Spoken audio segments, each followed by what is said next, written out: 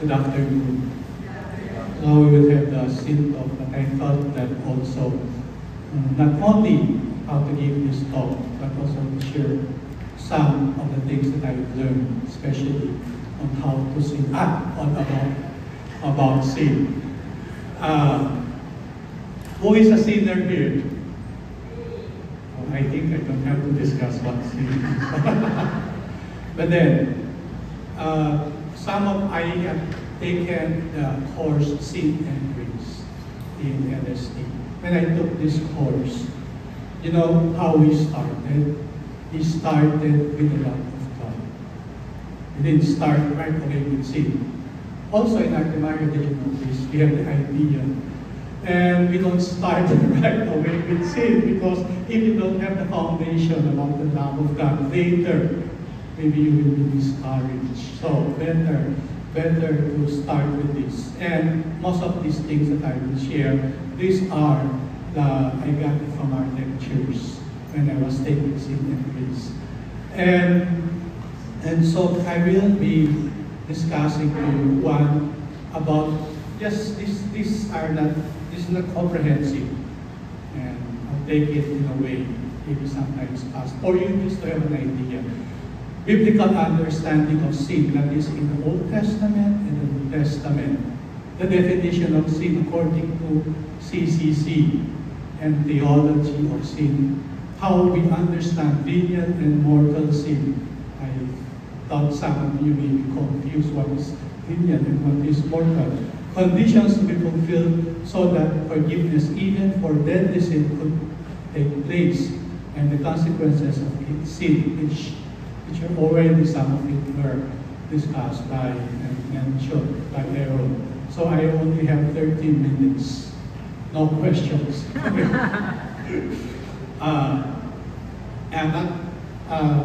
As we start, may I ask, why do we sin? Why do we sin? Anyone who wants to answer? Maybe because we think it's the best thing for us. Maybe because we think it's a good thing. Because what? Like it's a good thing, like it's like eating an apple, like we think it's gonna be good, but it's not really good. Who else want to try? That's good. But I want a more deeper answer.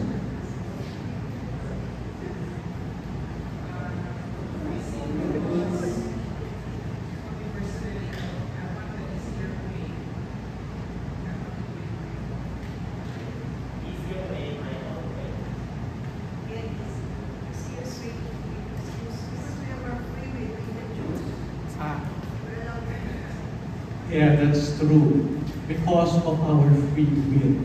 God gave us a free will. We can choose, whatever we like. So, say, Thomas Aquinas said that. Thomas Aquinas assumes that the possibility of sin is more related to a defect of our freedom. Defect of our freedom, it means that, our freedom, we can choose whatever we like we want to do. Sin is not committed as an act of authentic freedom. We sin, turn away from our Creator in favor of a passive creature, good through our exercise of freedom. Because we are attached to many things and we choose the things of this earth rather than choose that of God. So now we go to biblical understanding of sin. Sin in the Old Testament. I would just like to mention this. How do they perceive sin in the Old Testament? To sin, in Hebrew word kata, consists above all in not keeping the commandments, which we also learn, diba? We know this. Or of not honoring God by one's action and missing the goal. And also, it is also our knowledge. And then also later, it says that later text will insist more and more on the individual character of the responsibility incurred by the sinner. And Deuteronomy 24:16 says, fathers shall not be put to death for their children, nor children for their fathers, and only his own guilt shall a man be put to death. It was mentioned this because it's saying that, it's your sin, so it's your own responsibility. Because before, in the biblical tradition, that continues that to see punishment as a passing of, the punishment of sin is a passing on to one's descendant. You can see that in Samuel, 2 Samuel 12. David, diba? Do you remember the story of David? David repents of his sin, the adultery and murder. God pardons him, and yet it is his child by Bathsheba who dies. And then second, also in Exodus 34:3, and it says that maintaining loving devotion to 1,000 generations, forgiving iniquity, transgression, and sin. Yet he will by no means leave the guilty unpunished. He will visit the iniquity of fathers on their children and grandchildren to the third and fourth generations. That was in the Old Testament. And also the Jews have always had a profound consciousness that all men are sinners. We can see that in the history of the Jewish people. They always offend God. And then the last one, we can see sin also in Genesis. Remember that story of Adam and Eve. It shows a standardized model of what sin is. So Genesis 3:4-5, it says, "You certainly will not die. No, God knows well that the moment you eat it, your eyes will be opened, and you will be like gods who knew what is good and what is right." This is a question of obedience. Man defies God by abandoning the simplicity of obedience because he wants to be, what it says here, he wants to be like God. Wanting to replace God, we can say that it is a rebellion against Yahweh, dishonoring God or our infidelity. And that's how they view it. It's not comprehensive. Other ways of in the Old Testament that they view. But these are the things that I can share now. And then sin in the New Testament. In the New Testament, the notion of sin is deepened through the teaching of Jesus in the Sermon on the Mount, and broadened so as to include internal acts as well as external actions, faults of omissions of positive faults. Do you remember what Jesus said? Diba? It says here that it's not only of external acts, but also more of internal acts. They follow the spirit of Jesus more on follow the spirit of the Lord. Remember that. And remember what he said in Matthew 5:28. "But I say to you, everyone who looks at a woman with lust has already committed adultery with her in her heart." So it's more also of internally, not only externally.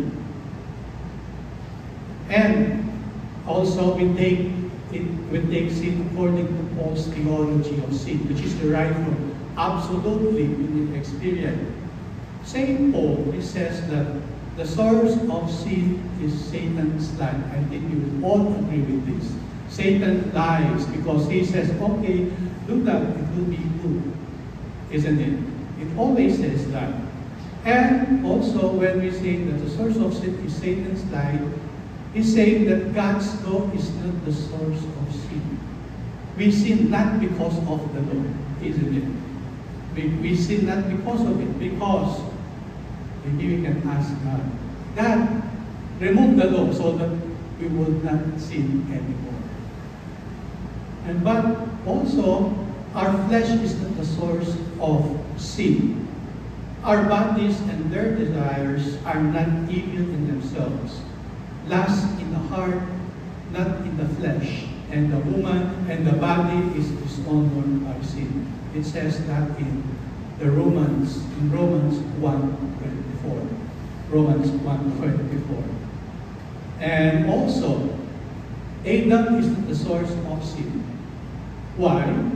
it disconnects to the original sin, di ba? We have sinned because of Adam. When I was young, when I was taught of original sin, and we were talking about original sin, I kept on saying to myself, no, maybe because of Adam, because of the original sin, why I am committing sins now. No, no, it's not.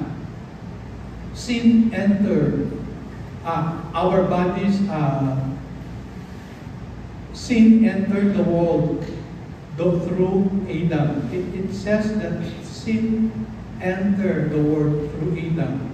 Example, if I let a fly into the house, that doesn't make me the source of life.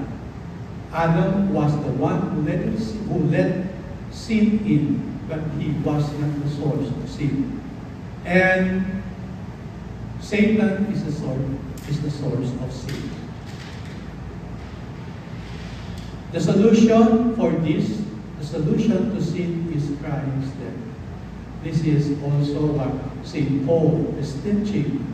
Only the cross of Christ has been able to break this curse, and in fact, only the gift of the Holy Spirit, which is the fruit, equip us for a struggle against sin that is not in vain. Don't worry to write, because if you want to, I can share it with you later. And so, through this, we can tackle another definition of sin. This is according to CCC,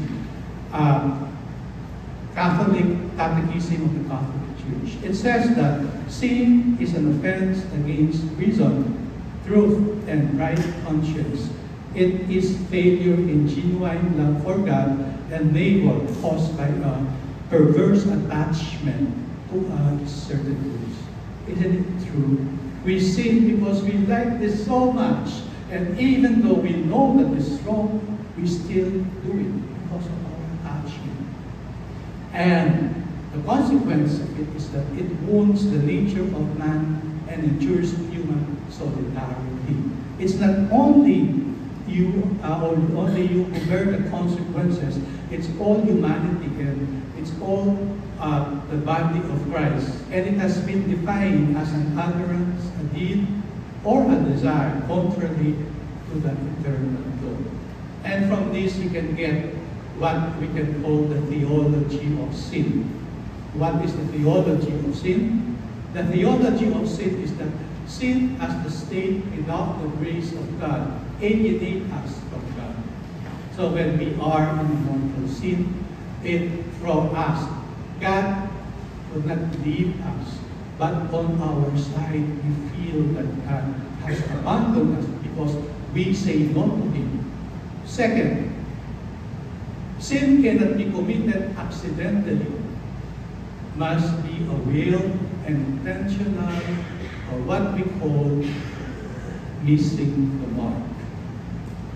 And so, we can say also, it says that the scholastic theology speaks of a sin as contra natural. That means, Thomas Aquinas says that every sin is contrary to nature. It goes against the good we are supposed to attain. We were made to follow good. Sin turns us away from nature. It is contra rationem. Why? Because sin is something contrary to our reason, isn't it? How do we feel when we sin? Logically also we say, this is not right. This is not right. So sin is an act against reason, which means it is violation against one conscience, against our better knowledge. And contra Deo, what is Deo? Means God. Sin is an act directly against God.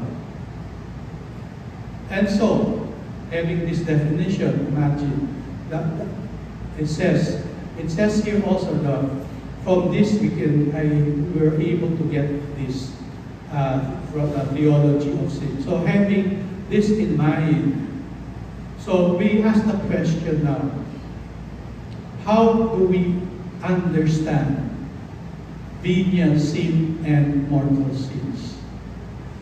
Who committed already here venial sins? Mortal sin. Mortal sin. Mortal sin? Wow. No one to admit. No one wants to admit. So, how do we understand venial and mortal sin? It says that venial sin is not a sin in a complete, unabrogated sense.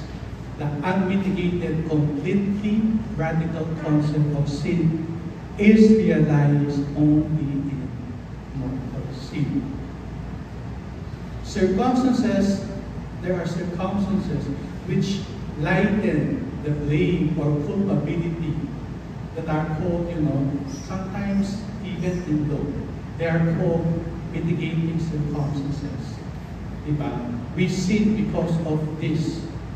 And so, we are not the ones who do something in venial sin. It is because of our weakness. In venial sin, we act out on an impulse that overtakes us. Example of this, the addicts, they really, because they're not really anymore acting on, maybe they don't want to do it anymore, but since because of their impulse, they still do it. And Catholicism makes two categorical distinction concerning sin. The first distinction is between original and personal sin. Original sin refers, I mentioned before, an act of disobedience committed by Adam and Eve. And the principle and immediate consequence of original sin is the removal of sanctifying grace. It means that, we cannot enter heaven. Sanctifying grace is the supernatural principle by which a soul is made holy. So if we are not holy, cannot enter heaven. In a sense, sanctifying grace is what makes a soul capable of obtaining heaven. So if we don't have the sanctifying grace, which we committed by committing sin, we cannot enter heaven. But the removal of sanctifying grace also damages human nature by altering its ability to complete its purpose, the communion with God. All since all human beings share the same nature, all human beings are affected. They are affected by original sin. And how can we remove the original sin? By baptism, isn't it? By baptism. So, mortal sin is a deliberate turning away from God. We know that it is a sin, we know that it is not right, and yet we still do it. And for human beings, what is mortal or deadly sin that can lead to punishment? One, eternal punishment applies only. Eternal punishment applies only to deadly sin in the strict sense. That is only when the sinner consistently maintains his sin, consciously turning away from God's will. So this is deliberate. So this is and be careful of the venial sins. Because if you do not mind the venial sins, later it can lead you to mortal sin. And this is the reason why we have to, every now and then, to reflect, have examination of conscience. Because some, maybe later we will forget about it and we forget about this, and then it can lead us. Remember, the devil, our enemy, would tempt us in a very, very subtle way. Sometimes you don't even realize that we are already committing a mortal sin. And to qualify as deadly, this decision against God must go all the way to the roots and shrink from nothing. It must be a decision so radical that is unto death, like martyr's decision, but exactly the opposite pole. It means that even when you die at the moment of death, you would not change. It's like the martyrs. They had their faith. They did not change. And they said that I will be all the way with Jesus. On the contrary, if like, okay, you had the mortal sin and you did not change, and that will qualify you to go to hell. All wrongdoing is sin, but not all sin is death. I think we heard this from the readings of the last masses. I don't know when, but that means that there are sins that we commit, but all are not deadly sin.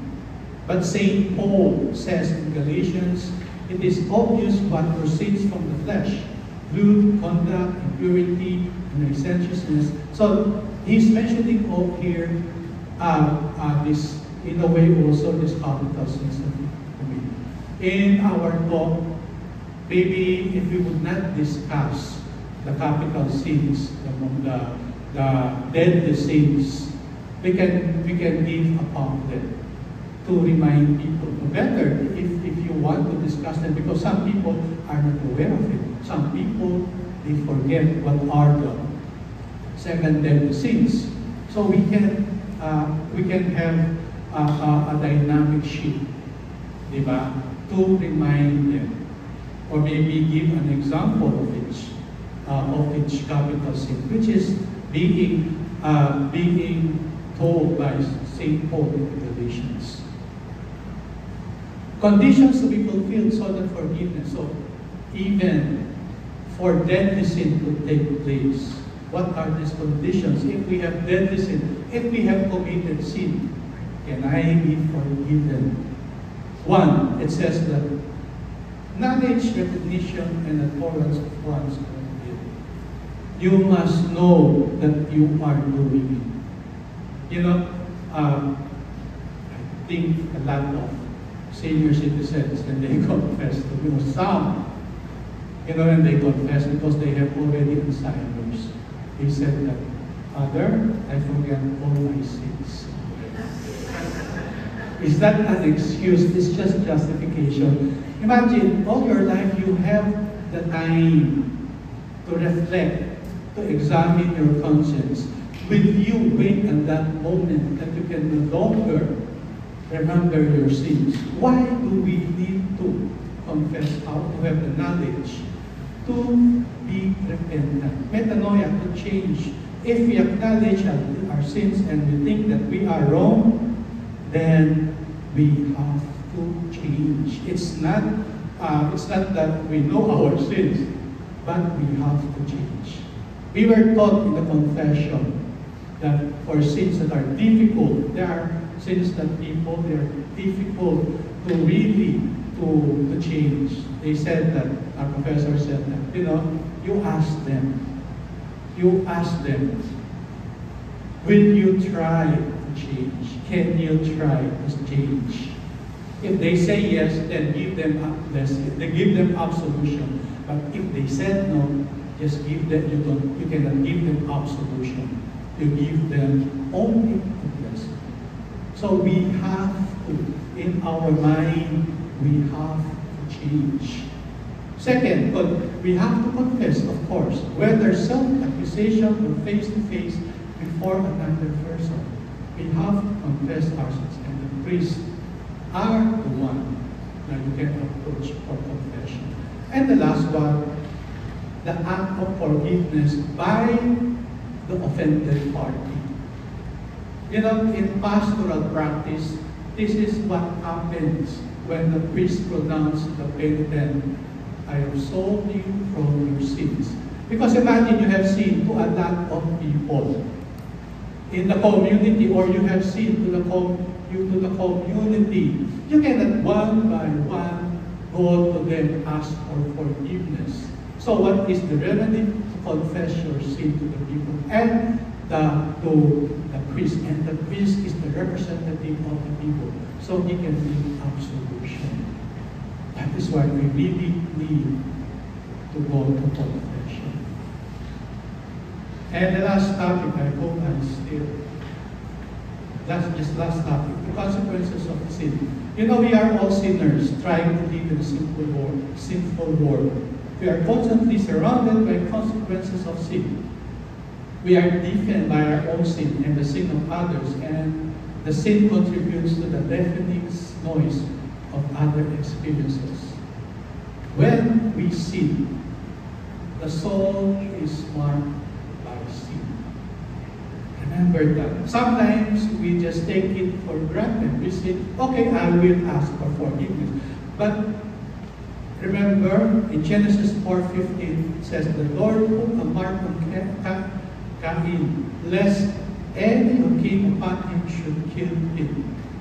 Every time we sin, every time we do that, there will be a spot, or what we call in Latin macula, a mark, a blemish, or discoloration of our soul. So I think that sin should be considered under two aspects. The guilty act also, the macula or the spot, the mark or the blemish done in our soul. There are two things that happen.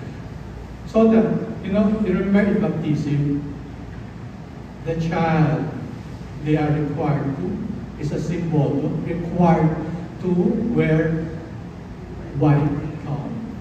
It means that they are pure. So what we say, do not put a stain on your white gown. So remember that. Sin distances the soul from God. Have you experienced that? When you sin, sometimes you cannot approach God. Or even your friend, when you sin against your friend, that you cannot face your friend. You could not even look straight to the eyes, diba? How much more if you sin from God? And third, the soul is condition of bondage and imprisonment. We are in bondage, especially when we do not confess our sins. And I have a good image of this. I heard before that the elephant in the circus. Maybe some of you heard this one. They come to the circus, the elephant very, very small. And the trainer will put a rope to them in their foot, so that, of course, they're small, so that they could not go away. And then as they grow, as they become big, the rope is still there.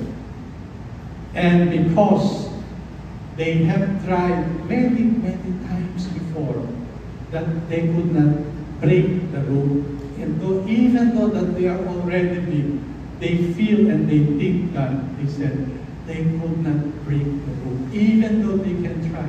It is also similar when we sin, when we are already, in bondage of sin. Or it's like according to St. John of the cross.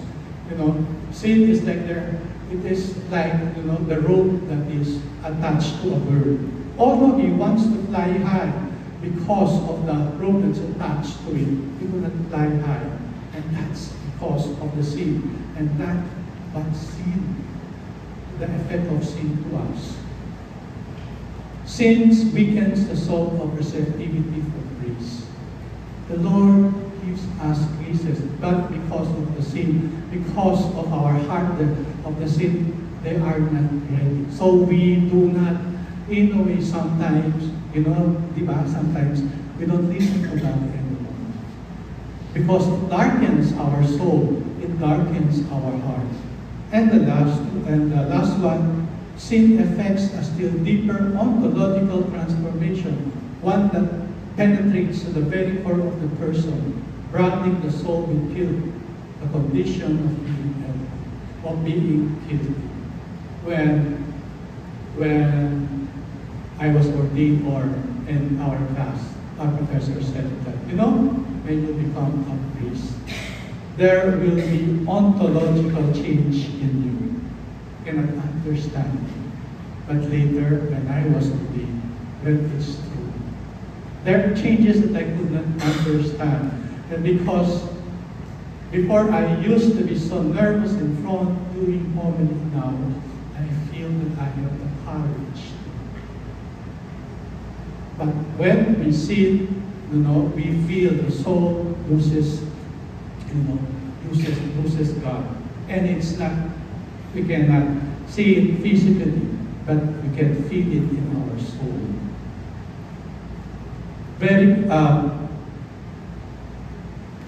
Because sin corrupts your inner being, pushing you away for what is good and what is true. So that ends of it, but I would like to give you one passage. I called heaven and earth today to witness against you. I have set before you life and death, the blessing or the curse. Choose life then, that you and your descendants may live by loving the Lord your God and heeding His voice and holding fast to Him, meaning that you choose virtues, you choose the love of God and turning away